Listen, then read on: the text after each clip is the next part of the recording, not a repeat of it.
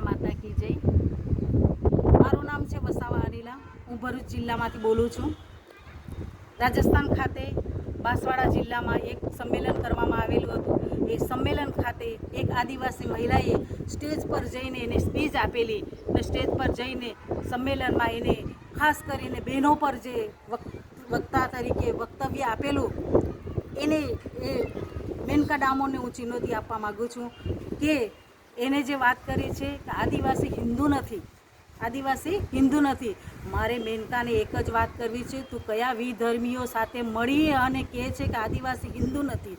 આદિવાસી બહેનો પર ખાસ વાત કરી કે આદિવાસી બહેનોએ મંગળસૂત્ર ન પહેરવા જોઈએ, આદિવાસી બહેનોએ ટીકો નહીં લગાવવો જોઈએ, આદિવાસી બહેનોએ શિંગાર નહીં કરવો જોઈએ, આદિવાસી બહેનોએ ઉપવાસ નહીં રાખવા જોઈએ, આદિવાસી બહેનોએ વ્રત નહીં કરવા જોઈએ। તો તને આ વાત કરવા માટે કયા વિધર્મી લોકો સાથે મળીને કયા લોકોએ તને ફંડિંગ કર્યું છે અને કઈ તાકાતથી તું બોલી રહી છે?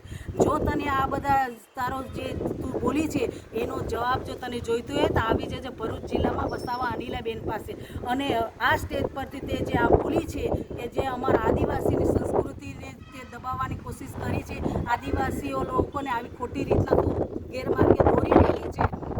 અમારે જ્યારે પતિદેવ જીવતા હોય છે ત્યારે અમે મંગળસૂત્ર કરીએ છીએ, અમે ટીકો લગાવીએ છીએ, અમે શિંગાર પડીએ છીએ। જ્યારે અમારા પતિદેવ જ્યારે ભગવાનના ત્યાં જતા રહે છે ત્યારે અમે લોકો આ ત્રણેય વસ્તુ નથી કરી શકતા અને અમારા દેવી દેવતાઓને અમારા દેવીઓને પણ વ્રતો જ્યારે કરીએ છીએ ત્યારે અમારી દેવીઓ પણ શણગાર કરે છે।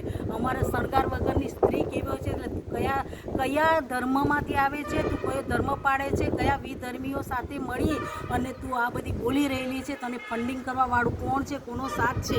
જો તારી અંદર તાકાત હોય તો આવી જજે ભરૂચ જિલ્લામાં અનિલાબેન પાસે અને તું તારા વિધર્મીઓને પણ લઈને આવજે કે આદિવાસી શું છે, આદિવાસી સંસ્કૃતિ શું છે, આદિવાસી બહેનોનો શણગાર શું છે, આ બહેનો શું છે, એક બહેનો તરીકે શું કરી શકે એ તારે જાણવું હોય ને તો તું આવી જજે। હવે પછી આ ગેરસમજને ગેર રીતે અમારા આદિવાસીને દોરવાની કોશિશ કરવાનું બંધ કરી દેજે।